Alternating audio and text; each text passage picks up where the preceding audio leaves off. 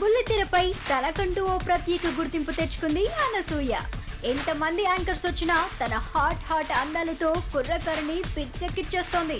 ప్రస్తుతానికి ఈ భామ ఓ గంటకి ఎంత తీసుకుంటుందో తెలుసా? దాదాపు 4000 తీసుకుంటుందట. అది రెగ్యులర్ గా ఉండే షూటింగ్స్ కైతే. అది కొత్త షూటింగ్స్ అయితే లక్షల్లో ఉన్న ఆశ్చర్యం లేదు. అంతలా అనసూయకు డిమాండ్ ఏంటా అని పరిశ్రమలో హాట్ గా మారింది.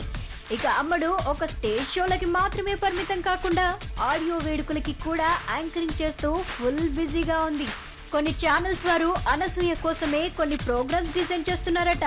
ఇక బుల్లితెర మీదనే కాకుండా సినిమాలలో కూడా ఛాన్స్లు వస్తున్నాయి. ఈ ఆఫర్స్ రావడానికి కారణం తనకున్న ఫిజిక్ అందం వల్లనే ఈ అవకాశాలు వస్తున్నాయి అంటూ గుసగుసలు వినిపిస్తున్నాయి. కానీ కొంతమంది మాత్రం ఆ ముగ్గురు అందుబాటులో లేకపోవడమే కారణమంటున్నారు.